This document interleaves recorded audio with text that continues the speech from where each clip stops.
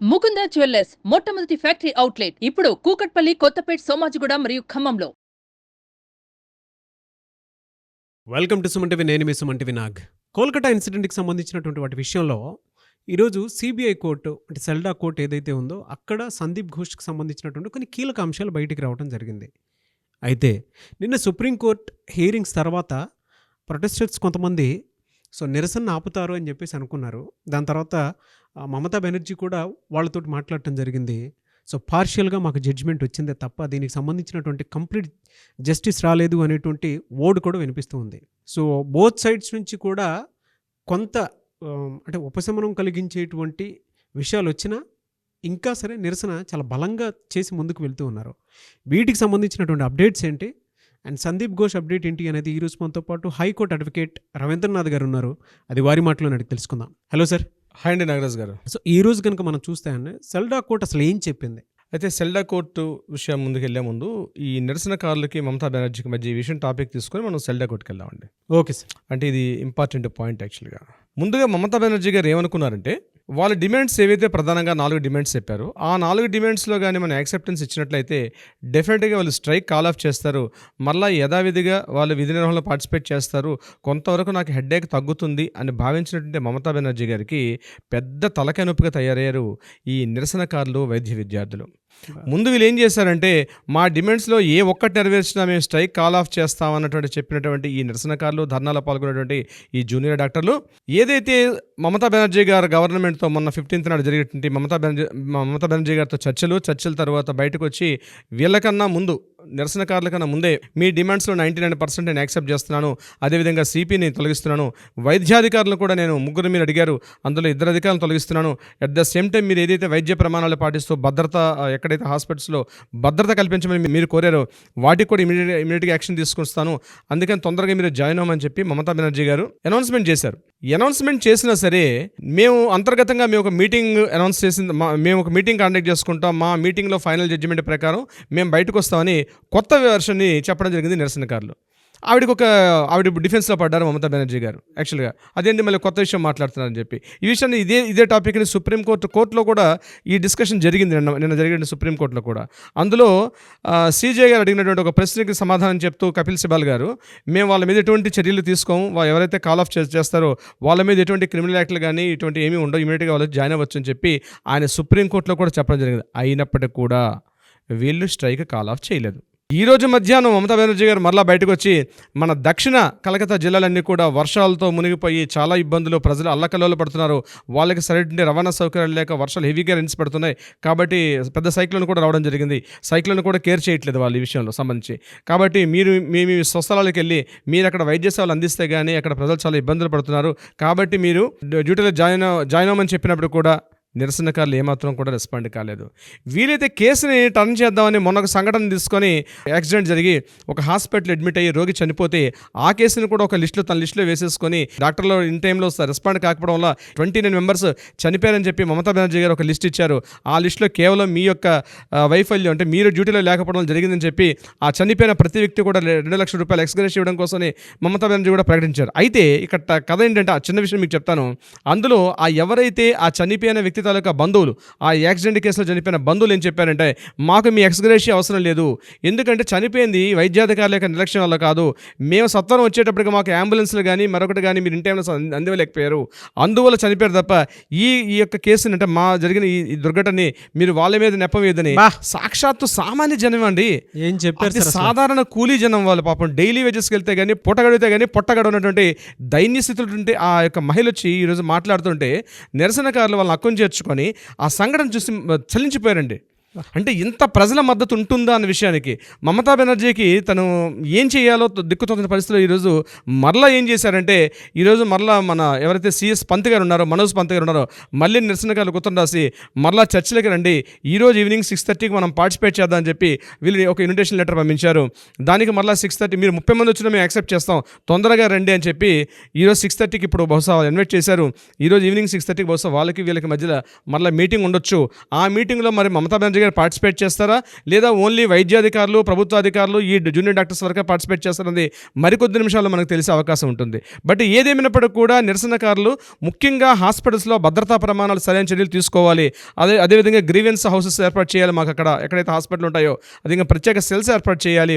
మేము ఏం జరిగినా సరే ఇమీడియట్గా పోస్ట్ యాక్ట్ ప్రకారం ఇమీడియట్గా కంప్లైంట్ చేసుకునే కంప్లైంట్ సెల్స్ కానీ గ్రీవెన్స్ హౌస్లు మాకు ఏర్పాటు చేస్తేనే మేము ఇమీడియట్గా మేము రెస్పాండ్ కాగలుగుతాం. కాబట్టి ముందు మీరు ఆ చర్యలు చేపట్టండి, అప్పుడైతే మేము దిగొస్తామని చెప్పడం జరిగింది.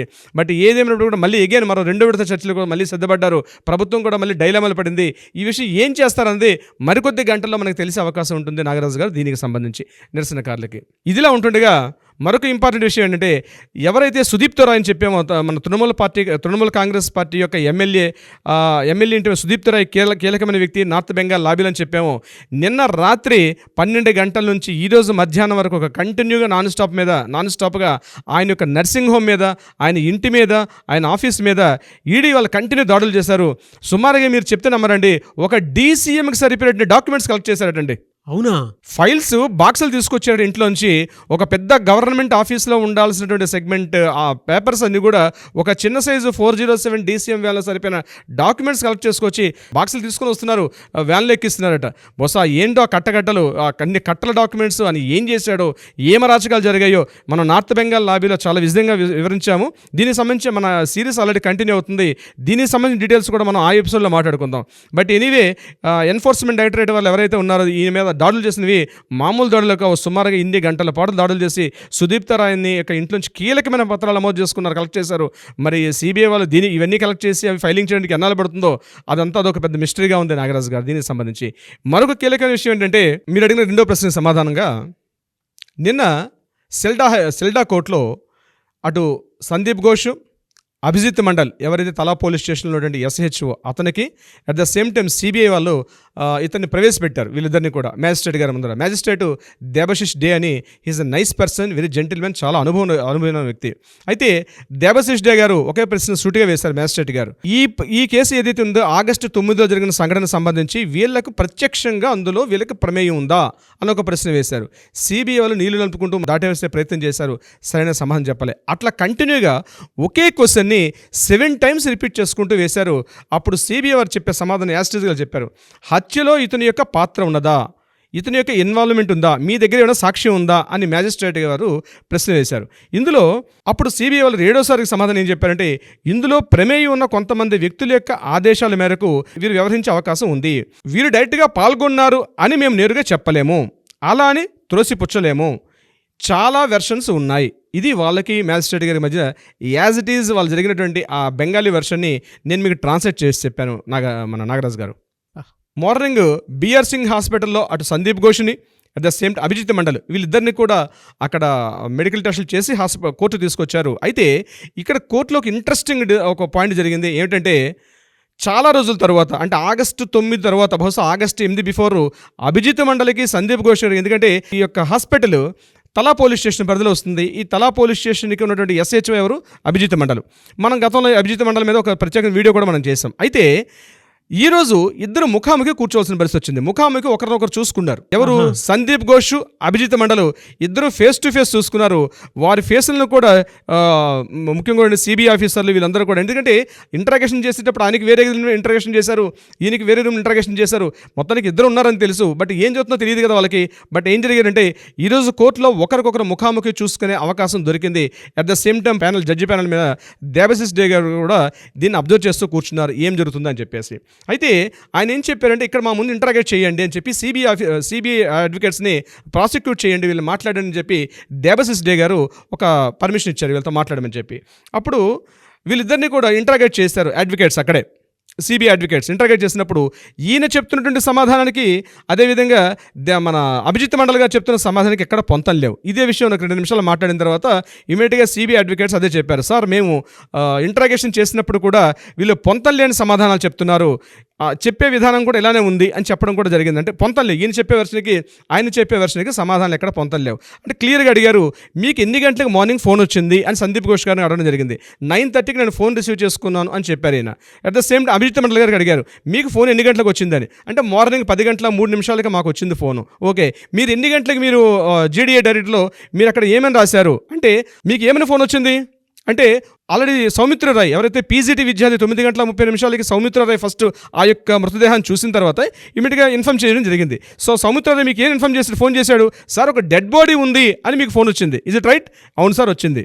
మీరు వచ్చినప్పుడు మీరేమని జీడీలో మీరు ఏమని రాశారు? ఎఫ్ఐఆర్ అంటే ఇంకా జీడీఈలో అంటే ఎఫ్ఐఆర్కి ముందు జీడీ ఉంటుంది, అంటే జనరల్ డైరీ ఇన్ఫర్మేషన్ జీడీఐ. అందులో మీరు ఏమని రాశారు? ఇన్ఫర్మేషన్ వచ్చింది ఒక అమ్మాయి స్పృహలో లేదు అని చెప్పి మీరు రాశారు. మీకు వచ్చిన ఇన్ఫర్మేషన్ ఏంటి? అమ్మాయి చనిపోయింది అని. ఒక అమ్మాయి ఇక్కడ డెడ్ బాడీ ఉందని మీకు వస్తే అమ్మాయి స్పృహలో ఉందని 7 నిమిషాలు లేట్లో ఈ వర్డ్ని మీరు ఎందుకు రాశారు అని డైరెక్ట్గా సిబిఐ వారు అడ్వకేట్ అడిగారు. At the same time magistrate గారు ముందర ఈ డిస్కషన్ జరగడం జరిగింది అక్కడ.